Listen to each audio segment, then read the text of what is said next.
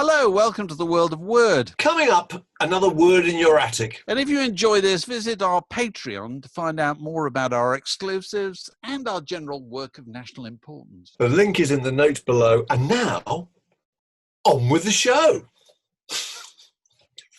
Word in your attic, a Zoom with a view. Well, welcome to another Word in Your Attic with, we're delighted to be joined by not one but two people this morning. We got friend of the pod, Lucas Hare, and also voice of the pod, Kerry Shale. Good morning, gentlemen. Good morning. You're listening It's to a party, podcast officially. from the Word. Yes. How familiar that is. Yeah. Yes, just do that again for anybody who missed it, Kerry. You're listening to a podcast from the Word. That's where that voice actually comes from. It comes from a podcast. It's human a being. lifestyle. There he is. There he is. Yeah. Wonderful. So we thought we'd get you chaps on because you've got your own podcast, which has been going a few years now, I suppose. It is, David. You were the first guest. Oh, I was. Explain to people who might not have heard it what it is. Luke, go. Oh, okay. Interesting people. What is it? We call talking to interesting people about Bob Dylan, don't we? Yeah. About Bob Dylan. Talk to interesting people about Bob Dylan. Exactly. I mean, if it goes really well, then it becomes about something other than Bob Dylan. But you know, it's about the guest's emotional connection to what Dylan's music means in their life. And Right. Okay. You know, So Bob Dylan's the thing in common. Yes. One of the reasons we wanted to get you on here was to discuss a subject which has puzzled Mark and myself over the last 3 months, which is what the hell is Bob Dylan doing at the moment? This is a man who normally lives out of a suitcase, arguably a very nice suitcase, I'm sure, but he's always going somewhere. Yeah, he's been permanently on the road, hasn't he, since whatever it was, 1981, you know. And we're just trying to imagine, Dave and I, that he's in lockdown and he's going absolutely, apart from is he doing his welding? He must be doing it. Well, they asked him in that New York Times interview, didn't they? They said, what have you been up to, Bob? But he wouldn't say anything. So they said, been doing welding? Yes, he went, yup. He just, yup. Oh, right.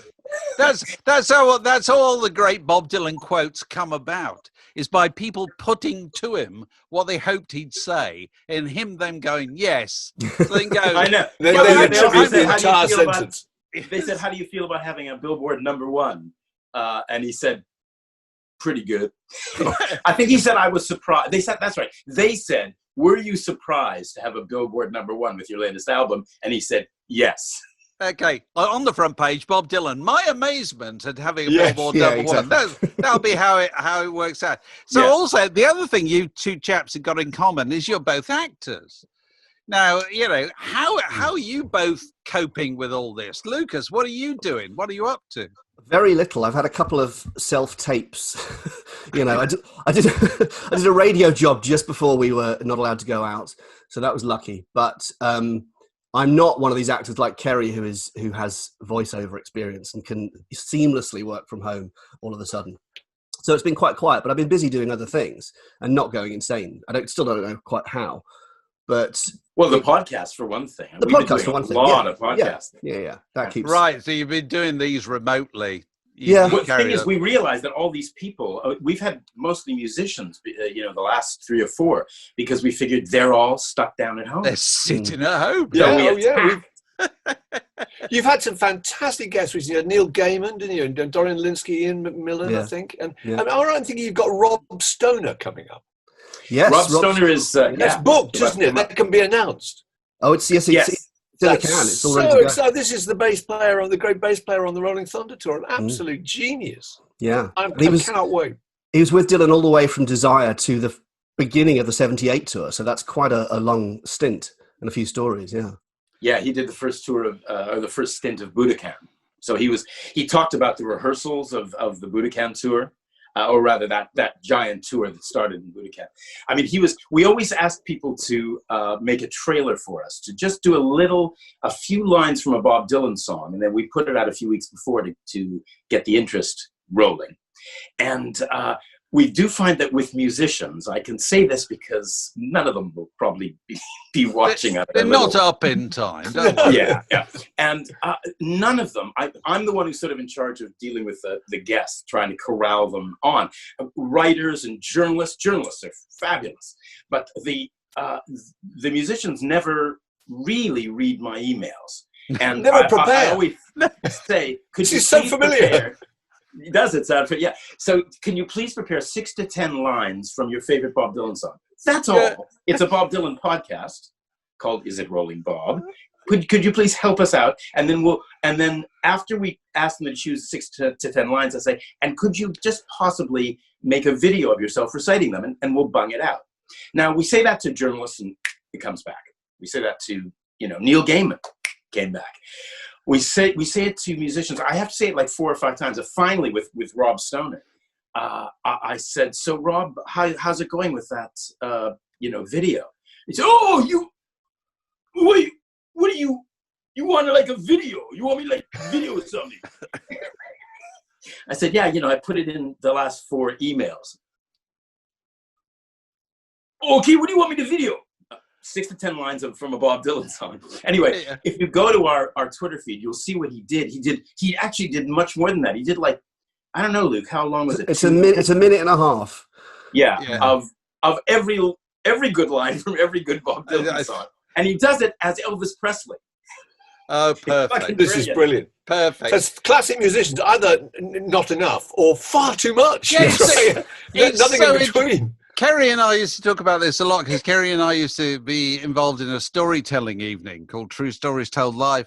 And I used to say the great thing about actors, the thing I love about actors is they prepare. Because actors always think everything that can possibly go wrong will go wrong. So let me get ready for all those eventualities. Musicians, on the other hand, literally never prepare. So true.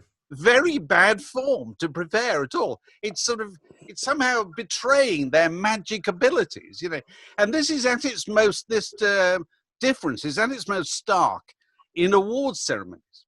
And so if an actor gets a prize, and also give the impression. They've thought what they're going to say, while giving the idea that they hadn't thought what they're going to say, but they have thought about it. Musicians get up to the microphone and until they open their mouths, they've no idea what's going to come out at all. Absolutely. And if it goes wrong, it's somebody else's fault. But I suppose with musicians, that can sometimes work in that if they don't prepare, you can strike gold on stage or in the studio. Whereas if you're an actor and you do that, you are tempting fate. Yeah, of course you are. Oh, yeah. It's as simple as that. So, Kerry, when I asked you, initially we wanted to record this tomorrow morning, and you said, no, you couldn't because you were doing one of your voice jobs. Would you mind sharing with people what it was? Because what you told me in your email. Yes, it was a non-binary Daisy. I mean, he didn't. We hear the voice of another. Oh yeah, man! I'm the voice of. I don't just do the word podcast. Can you give us a quick extract? Yes, I'm trying to remember his name now. It's from this thing which a lot of if you have kids between 6 and 10, The Amazing World of Gumball is a big thing. It's on the Cartoon Network, and it's won Emmys. It's won BAFTAs. It's huge. I've never seen it because I don't have the Cartoon Network. But anyway, I play a daisy in a flower pot, a talking daisy. And he started off, and basically, this is his voice. Hi, I'm a talking daisy. And the word came back when we started doing it, like close to 10 years ago now. It was a little gay. Now they wanted it to be just a little gay, but it was like a little too. So it was, hi, I'm a talking daisy. Hi, I'm a talking daisy. And then as the years passed by, I sort of crept that back in because I thought it was more amusing. And then history kind of caught up with him. And no one has ever referred to him as a non-binary talking daisy, but he's now so like, hi, and he's always hanging out with the girls. And but somebody once says, one of the main characters said something about you plants. It's a bit like you people. And he said, well, what do you mean? What exactly do you mean by you plants? And he hangs around with the plants and tries to get to know the plants and realizes that plants are all individual people and not, you can't just refer to them as plants. No. So it's sort of spread, and he's become, even though I can't remember his name right now, he's become a big hit with the hip 6 to 10-year-olds. I mean, if you ever watch The Amazing World of Gumball, it's full of, they've sneaked in tons of sex and drugs and rock and roll. There's tons, particularly of drugs, there's tons of psychedelic sequences. And the thing that they've got their own individual censor that follows the show from Cartoon Network. And the thing that she objects to, the thing that she's always going on about, is the farting. So they get all this other stuff, and they make sure they put in as many fart jokes as possible. So she takes those out. You can take out the fart joke, and they leave all the drugs.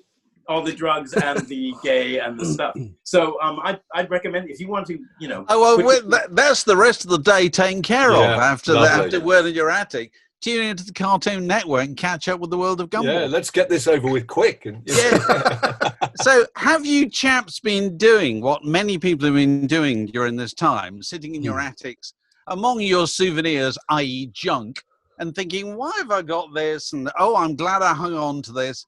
Have you got anything to show and tell? Lucas, what have you got? I have, yeah. I've got my first record bought. I've got some concert tickets. Right. What's your first record? Go on. Well, I mean, I didn't know until I found it, and I thought this must be it, because I was 13, and I don't think I bought anything before that. There we go. Oh, USA We for Are the Africa, World. we That's are fantastic. the world. With the incredible Cyndi Lauper moment where she rams in the most number of notes and volume in about 10 seconds imaginable. Yeah. And on brand, because there's Bob Dylan on there, so that's that's good. But all right. So your first Bob Dylan record was "We Are the World." Yeah, absolutely. It was all uphill from there. Well, my parents had all the music that I wanted to own, so it wasn't until about 1985. Yeah, pretty much. I mean, this is another one that my dad gave me. My dad was a Jerry Lee Lewis obsessive, and he gave me his original Sun copy. Oh, wow. What single is that? I can't see. Crazy Arms. Okay, very good. His first single for Sun. Oh, wow. And there's one more, actually. This was my mum's, so it gives you an idea. Come on. What is it? It's Bob Dylan. There we go. Dylan. It's Bob Dylan, I Want You. You should mention that Dylan, there's a brilliant YouTube clip which you've probably seen of Quincy Jones coaching Dylan to do his one line in We Are the World, which is just breathtaking. We ought to add it to this. He just looks lost, doesn't he? It's like him standing in a party going, oh, God. And don't they get Stevie Wonder to teach him how to sing like Bob Dylan? That's right, he does. He does a Dylan impersonation. Yeah. As a kid, I was also impressed that Ray Charles was on it. I thought, wow, this is Ray Charles. I mean, he just sounded fantastic. Which is not very fashionable for 1985, but I was really into that sort of thing. I'm trying to remember Ray Charles being on it. I'll take your word for it. It must be. Yeah, it must be. Yeah. He was around. He probably didn't get a lot of close-ups because probably the camera people just thought, who's that guy? He looks kind of old. Yes, absolutely. Yeah. He hadn't come back into fashion. Back to the guy from Journey, yeah. Yes, absolutely. Exactly. Kerry, have you got your first record or anything like that? Well, no, the thing is, David, because I moved here in 78, right? Yeah, right. I left my original Sgt. Pepper, my original Twist and Shout, which was my first Beatles album. Oh, right. Which was the name of the album, which they didn't have here. Oh, was it? You've probably seen it. It was a black and white photo of them on frolicking on the roofs of Liverpool. Sort of, one of those ones where they're all caught. Richard Lester. No, it's not. It's that one. I can tell you the story. Is it that picture? It's that picture, but they've got the bottom was pink, fluorescent pink, and it said Twist and Shout the Beatles. It was for some reason released before what they called Beatlemania. It was all, fucked up. But anyway, I left all those records back at home. And I left all, my major memorabilia, things like Simon and Garfunkel's autograph. Like I saw Simon and Garfunkel in Winnipeg, where I'm from, at the Winnipeg Arena in probably 1968. Something like that. And we waited outside the stage door, and they were really charming after about an hour's wait in the cold, in the Winnipeg winter. It's always cold. And I so I had that, and my memories are from, I saw the Notorious Who Herman's Hermits tour. Oh, really? Auditorium, yeah. And Herman's Hermits were headlining. Headlining, absolutely. And the opening act was the Blues Magoos, which they had a psychedelic sort of leather bow-bottomed outfits. And my brother and me had gone to see The Who. And they just released Happy Jack. Yeah, quick one. It was one of the Who's set, and they destroyed their equipment. Roger Daltrey's fluorescent orange bell-bottoms were either padded or there was something happening. He was very excited to be in Winnipeg.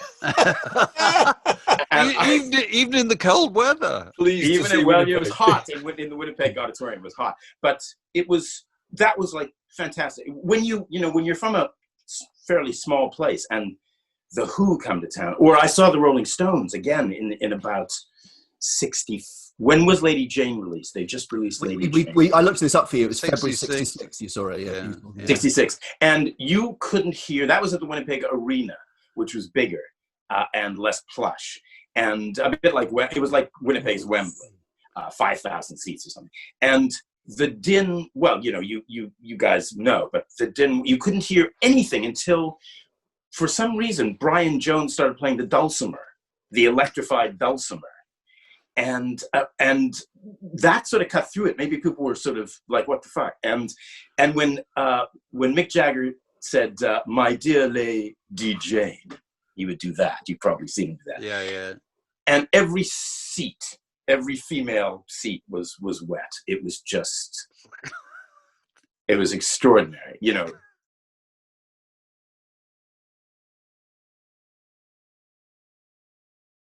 So my sort of memories are from there. However, I've got most of my stuff is sort of, from after I got to London. This was one of the first things. I took this down from the wall. This is my pride. Oh, wow. Wow. Now you'll recognize the art. Is that Gerard's picture of? Yes, Gerard Mankiewicz. Yeah, it is. But what it is I was living in Belsize Park in 1980, and I'd just done my first film that I was in, Yentl, and it paid very well. And I had some excess cash. And the local framing place had all these various pictures of Dylan, and they were all taken by Gerard Mankiewicz. And I asked the person, if I could buy one. She said, well, you could buy one from Gerard Mankiewicz's studios just up the road. Mm-hmm. And I think he was going through some slightly hard times. It was, he's since had many exhibitions and published books and things, but I don't think that people were able to monetize, that he was able to monetize it. So I went to Gerard Mankiewicz's studio and spent the whole morning with him looking at these prints that he'd taken. And so he told me, there wasn't much story to the Jimi Hendrix thing, but what this is, it's not a regular thing. It's a thing that he was experimenting with, called Jimmy Goes Bang. And so he took the original print, the original negative, which he owned, and printed it, and did a kind of he said it was a huge failure, but I thought, I want a huge failure of the guy who took this photo. And so, it's signed by Gerard Mankiewicz, and it lives on my wall. Very good. Very good. The other thing that I bought at that session was outtakes. I mean, he had all the outtakes from Between the Buttons. Oh, yeah. So I don't know if you've ever seen this, but it lives on my wall. Oh, I've never seen that. Were they looking away from the camera? Yeah, it's all, he said Brian Jones was the unspeakable pain in the ass. He was so stoned. They finished doing their session, and they went to the top of Primrose Hill, famously. And Brian Jones wouldn't stop fucking around. Anyway, this is, you can see Mick they were all having a joint to just get them through the session. So somebody's handing a joint to Mick, and Brian Jones is being, a troublesome person. And so anyway, that's in my very good. That's gorgeous. That's very Absolutely good. Because gorgeous. those were taken on Primrose Hill first thing in the morning, weren't they, as well? And Exactly. With that fisheye lens. It looks and like they're freezing. And then the other thing I've got brilliant. in my Allure as well is this is a present from my wife. Right. It's a picture. It was taken about 20 years ago at Montreux She knows, this is before we started doing the Bob Dylan podcast. But can you see the smile on his face? It's quite sublime. That's a rare. That's a very rare event indeed. Very, very beautiful. It's Jill Furmanovsky. I'm sure. Oh, right. Fabulous. Yeah. Very good. Very good. I mean, I've got a bunch of other stuff, but those are my pictures of Bob Dylan smiling. Actually, hen's teeth. Does this can you see? Does this come across like a mirror? Can you only see it backwards because of? Can you actually put it down a bit? We can only see the bottom. Go down a bit. Sorry. Oh, there we are. So it's Elvis. It's Elvis. Yes, it's Elvis and BB King, but it's from the Mississippi Museum of Rock and Roll, which is now quite of the blues. In Clarksdale. I was in Clarksdale, yes. But it's now quite big. At the time that I went, in the early 90s, it was in a public library. And the thing that I love about this is, I don't know if you can see this, the State Historical Museum. Can you see? Yeah. It's the Mississippi Department. They spelled it wrong. They spelled Mississippi wrong on their own poster.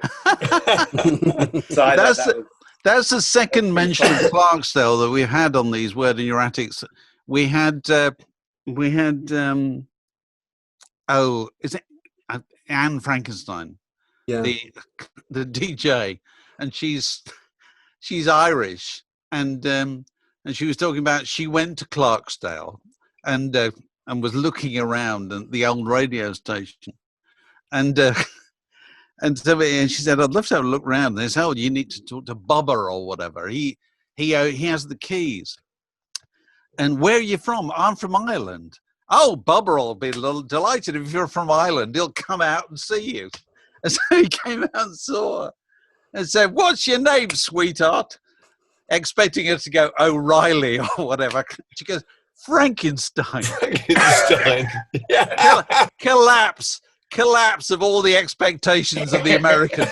There are actually Irish people who don't have traditional Irish names. That's extraordinary stuff. So Lucas, Frankenstein. Frankenstein. Yeah. Lucas, you say you got some tickets there. Go, which tickets? Yeah. Well, I'll carry on with the Rolling Stones thing first of all. Right. This is, this is rather strange because I went to see the Rolling Stones just after I'd done my A-levels. It was my first stadium gig. And my brother had already gone the night before and persuaded me that this should definitely be attended. And I thought, well, I better catch the Rolling Stones while they're on the way out. They're not going to be touring for much longer. No, and I can now say that this being nearly 30 years ago, this was the first half of their career. Right. So what? Urban Jungle? Urban Jungle. So back to pound 50. So to apply the David Hepworth logic to that was 30 years ago. 30 years before that, John F. Kennedy wasn't quite elected president. So, This is what were we talking about the other day, Mark and I? Was it the 50th anniversary of Bob Dylan's self-portrait? Uh-huh. Yeah, which I still can't stop myself thinking of as late period Bob Dylan. Yeah. Which is just ridiculous. It's actually, it's the day after the beginning, really. Yeah. The halfway point in his career, I think, as we speak now, is Under the Red Sky. That's extraordinary. Which is just insane. I've also got this is the first gig I ever went to. I don't know if you can see this. This is the Everly Brothers. Oh, well, it can't go wrong. Oh, right. Where's that? In 1985. So not their greatest era, but it's my first gig. And my dad, bless him, wrote all the songs on the back. Oh, right. Did they speak a single word to each other on stage? Possibly not. It was that period before. I think it was only moderately recently that I admitted to myself that I realised they didn't much like each other, because I grew up on their music. I got into music really because of them, and they were so harmonious. It never occurred to me until I was well into my 40s that they really maybe didn't get on. And I read the other day that just before that concert, they did their first album in well over 10 years, and they recorded a Paul McCartney song called "On the Wings of a Nightingale." And they didn't even do their parts in the studio together. And that's after 10 years apart. That was heartbreaking. I'd always thought they were absolutely unshakable as a duo. While we're talking about the Everlys, I've got to say as well, I'm very much the tape generation. I'd never really bought that many records, because when I was getting into music, it was CDs, and my parents had all the records I wanted. But they used to play tapes in the car. And this is, if you can see this is what my dad used to play in the car a lot. I love that album. Beaten Soul. Yeah. It's wonderful. Now that's one of the. Is that one of those records they made for Warner Brothers in the Yes. 60s? Yeah, 65, I think. Okay, and do you know who the big fan of those records is? Only I because you told me, this, but go on. I only found this out recently. Pete Townsend Yeah. is a huge lover of those. They made like 2 or 3 really good LPs at the point when they couldn't give their records away because the Beatles had come along and completely stolen their thunder. They made these really good records in LA, I would imagine. Yeah, it was with most of the Wrecking Crew. Yes, absolutely. Yeah. That kind of thing. And that's one of them. Yeah, and Pete Townsend's a big admirer of them. Well, that makes sense because the only original song on it is "Man with Money," which I think the Who covered, didn't they? Oh, I don't know. Could be. The rest of them are all covers, but the musicians on here have got to be seen to be believed. Then I have to do it from memory because they're not on here. But James Burton, Glenn Campbell, Billy Preston, Leon Russell, Jim Gordon from Derek and the Dominoes was the drummer. It just goes on and on. And we all know what happened to Jim Gordon, don't we? Yeah. Killed his mother. They had to give him his Grammy in jail, didn't they? For Unplugged, I think. He's still inside. I think he is. That's a tragic old tale, isn't it? My God. Yeah. Sorry, that's brought the party. On a lighter note, there's no way to spin that. Moving on. I'll tell you what, here's something that I found on my bookshelf. Oh, was that May Pang? Yeah. She wrote it. That changes the mood. Yeah, I was looking through, and I thought I've got all the, Rolling Stone history of blah, but I thought, wow. I mean, I read that, it's her 18 months with John, and it's kind of sad, and it starts off with Yoko sort of giving John to her, but no, it's just something that you don't see every day. The untold No, you story. don't. It's amazing that those things disappear. When I was working on a book recently, I wanted to read Britt Ekland's book, True Brit, which was her kind of cash-in, fair enough, after a time with Rod Stewart and Peter Sellers. Fair enough, she'd suffered enough. So she wrote this book, which is a massive bestseller. Massive bestseller. You try and find it now. At the British Library, it's the only book I've ever asked for the British Library where I kept asking for it. They say, our copy is gone. They've no way of finding these things. it. Well, do you know what I tried to track down recently and did track down was Chuck Berry's autobiography. I just felt like reading it. I'd never read it. Right. And it came out in the mid-'80s. Right. And it's Chuck Berry. His autobiography. Yeah. And the cheapest I could get it for on, eBay or whatever was 25 quid. And I did decide to, but you'd think Chuck Berry's autobiography, shouldn't that be, somebody should be republishing that. Did you have to pay him cash, Kerry? They probably can't. Probably got to pay him in dollar bills. And it's a bit late for that. I read it out in the car. But that's what you should really aim for. I was thinking about this when I got there. I finally got a copy of True Brit, which is kind of worth reading, actually. And it would be great to have a shelf full of cash-ins, you know what I mean?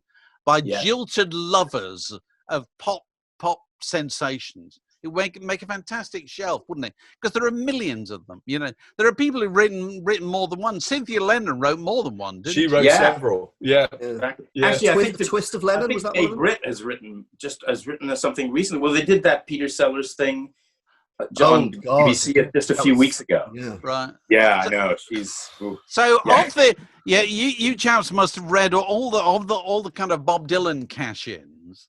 What's the one that's good? There must be one. There must be one kind of somebody telling tales out of school, somebody who was in his band or his girlfriend or something like that. It's not strictly a Bob Dylan cash-in at all, but I mean, do you remember Al Cooper's book came out about? About Backstage Passes and Backstage Passes, what it's called. And although he tells the very practiced Bob Dylan story, my favorite bit is there's a huge, almost a chapter on nitrous oxide. It's barking. It's just so, and then I discovered nitrous oxide. It was just like a cool drug, man. And he just goes on for pages about how great nitrous oxide is. I always skip anything in books that's about drugs. When people talk about their drug experiences, I completely lose interest. I just skip over it. Yeah, they it's not the return best part of the book. No. What about you, Lucas? Have you got anything? No, I'm looking at my Dylan bookshelf. Is just out of shot, mercifully, but I don't think I've got that many ones that sort of dish the dirt. Really, I prefer the ones that about his music. I mean, I like Greil Marcus a lot and things like that. Although I suppose if we're talking about Dylan books, we've got to talk about the one that he wrote, that astonishing work of... I was going to say, Chronicles is absolutely brilliant. It is brilliant. It's not, and certainly not an autobiography. I don't quite know what it is. But it started out as 3 lots of sleeve notes, didn't it, to the particular albums? Yes. And he just couldn't stop writing. And eventually thought, this is just too good to edit, so we'll put it out and call it Volume 1 and hope there's going to be some more. It's amazing. And Chronicles, I mean, it's far from chronological either, is it? It's all over the shop. It just jumps around wherever it wants to and says whatever it wants to. But it's interesting that point about, he couldn't stop. There are quite a few examples of that, aren't there, in the kind of autobiographies of pop music. Morrissey wrote an autobiography, which he literally couldn't stop. Elvis Costello should have stopped. Well, absolutely should have stopped. Elvis Costello wrote a book which even I haven't read all of, because it's just so long. You know what I mean?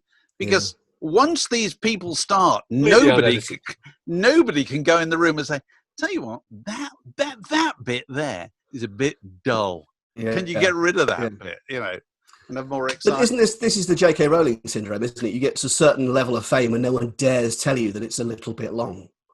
Well, yeah, I think particularly with the autobiographies of rock stars, because he spent so long trying to get them to talk. And for years, all these people said, "Oh, I've got no stories to tell," until their records didn't sell anymore. and then the publishers turned up with large checks, and they go, "Oh, yeah, I think I can write an autobiography." And who are the people who've resisted? Mick Jagger, who famously got the advance and then paid it back. Got the advance, had to give it back. Couldn't remember. There's a bit where he starts ringing up Keith Richards and saying, "Keith, what were we doing on April the 3rd, 1964?" And then the next day he rang up and said, Do you remember 69? And eventually Keith said, "You're writing a book, aren't you?" Yeah. and you've forgotten everything. And you want me to tell you. Call Bill, he knows. No, Bill was all the diaries. Yeah. Bill was the person. I think it was very well reviewed, but I couldn't get through Keith Richards' book. I got about 3/4 of the way through, and then he started talking about just guitars. It was like a long section about guitars, and it never seemed to kind of end. I started flicking, and I kind of became fed up with him, because it was a really mean-spirited book towards Jagger, as we all remember. Mean-spirited. And I just thought, Keith, you're coming across as a complete dick. I'm not going to collude with this. Do you think that was Mick has some good points? Of course he does. Mick's had to agree to be the bad guy in the Rolling Stones story for the last 30 years. Yeah. He's been cast in that role by Keith. Mick's a bit of a tight arsehole, and Mick just has to take it, really. Suck it up. I saw recently Rolling Stones Rock and Roll Circus. I just got the DVD out, and it's, I just love it. Oh, right. They 1969 or whatever. Yeah. And it starts with Taj Mahal, and then there's it's all really good. Yeah. John Lennon duetting with Eric Clapton, but it's Mick Jagger who holds it all together. And famously, if you know what exactly happened that long day and night, is everybody was flagging. Brian Jones was on his last legs. Yeah. Just out of it. They had to kind of prop him up, and Mick Jagger was playing to the camera, and his stuff he's really good. He sings really well. It's fabulous. Very, very good. Sorry, Mark, you put your hand up there. You couldn't get a word in, Mark. This is very rare. A four-way is doing it. No, I was just going to make a point in defense of Mick Jagger, because Mick Jagger, as you say, is cast as being the absolute villain and the kind of breadhead, the kind of cynical, cold-hearted, soulless machine who's making money. He manages that group. Now, if Keith Richards managed the Rolling Stones, well, they wouldn't be here anymore. They wouldn't be here. Yeah, they'd be the level of the pretty things. They'd be kind of, wouldn't they? See, because this is what happens in every group. This is my theory. In every group, there's one kind of grown-up. And the grown-up is the one who has to say, "I'll tell you what we're going to do next is so-and-so." and the rest of the group will go. Yeah. And their price of being the grown-up is they'll moan at you for being the grown-up, but they Completely. depend on you to being the one person who's thinking about what you're going to be doing next. And if you find all your favorite groups, there's one in all of those groups, and they usually the person. Who's the one in the Who? Who's the one in the Who? Who's the one in the Who? Pete Townsend, I suppose. It would be I guess it would. Yeah, Pete Townsend's the one in the Who. Yeah. For me, the great example here is Robbie Robertson. I mean, my entire life of listening to the band, I thought Robbie Robertson is the money chasing. You know, he's not the true member of the band. He's not even got facial hair. He's just hanging out with film producers. he's telling a mustache, whatever. But then I saw the new documentary, Once Were Brothers, and I thought there's nothing in here I won't have heard before. And you know what? I came out of it thinking, he has my undying respect. You know, the rest of them were drunk, on heroin, crashing cars, 2 albums in the can, and they lost interest. And he was desperately trying to keep them making music. It's really funny. An example of this recently, there's a quite good documentary on, I think it's on Amazon Prime, about Lowell George of Little Feat. It's just a kind of, it's a story of Lowell George. And undoubtedly, Lowell George was the genius of Little Feat. Undoubtedly, Lowell George had musical qualities that nobody else had. But one of the producers, one of the people who worked with them for a long time, said the key to that group was Bill Payne. And I thought it was a really interesting expression, the key. That was the thing that made it work. Bill Payne is not massively original or anything like that. And, he's not as charismatic as Lowell George. But without him, they would not have functioned at all. I thought it was a really interesting way of looking at groups. They probably wouldn't have sounded the way they sounded. But probably more importantly, he was probably the glue. He was the one that they all got on with, the kind of the Ringo Starr character that nobody really fell out with and could communicate through. I guess with the Stones for a while, it would have been Ian Stewart as well, wouldn't it? They would have all said he was the one keeping them together. Well, Ian Stewart in the early days, because he was the only one who had a telephone. Right. He had a telephone. Seriously, he had a job at, was it ICI? I think it was. Therefore, people could ring him up and say, "Can your band play a week on Tuesday?" And he was in position to answer. Nobody else would have been at all. He also had a van, I think. Bill had the van, wasn't it? Bill, isn't that why Bill joined slightly later, I think. I don't know if Bill did have a van. He might have done. So, if you could have in your world of Bob Dylan, there's no point expecting, you just talk to Bob Dylan and have him say anything illuminating about Bob Dylan. Because never. So, who's the person you would like to have, if you could have the choice of anybody who you think would throw some light on Bob Dylan? You must have thought about this. Clearly not. I know.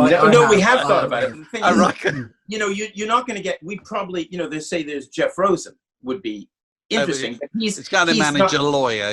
Yeah, but he's not going. He's there to protect Bob. Yeah, absolutely. So you have to keep going sort of down. You can't get anybody too close to him. Rob Stoner we can get to that level. Somebody who was Bob's band leader for 3 years in the 70s. We can get to that level. And he was pretty indiscreet about a few things.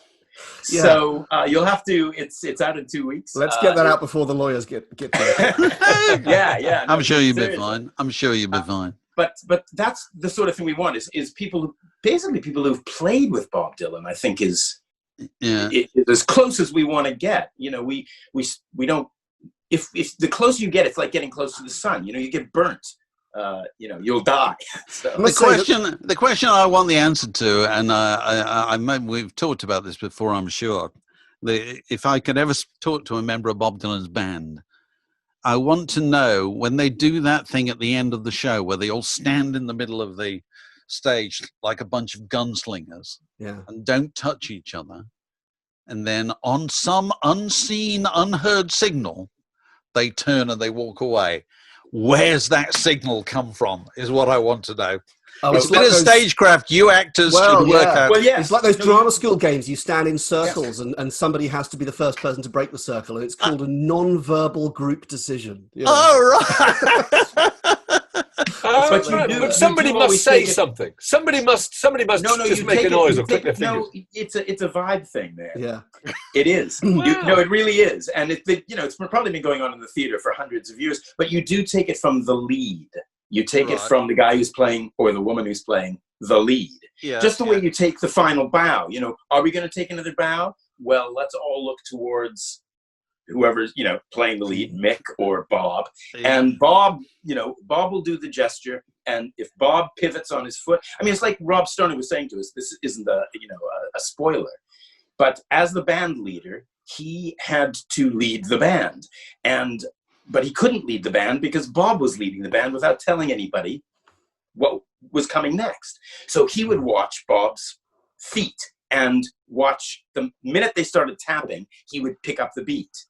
And it even got to the point, he told us, that at the second half of the tour, the Rolling Thunder tour in the rather acrimonious second half, he was back behind Bob, so he was not able to. He wasn't up at the front line. He put all the players behind him, and so he had to watch the back of Bob's heel and learn to lead the band from that. So he does it on Desire, Bob doesn't he? There's a couple of songs on Desire where I think it's Mozambique and one and One More Cup of Coffee, where they've started, but what it takes is for Rob Stoner to say, right, well, I'm going to start playing then, and let's do this. And those are the takes. And they, One More Cup of Coffee. That that bass, little bass solo. It's completely improvised because Bob has started strumming on the guitar. Mm.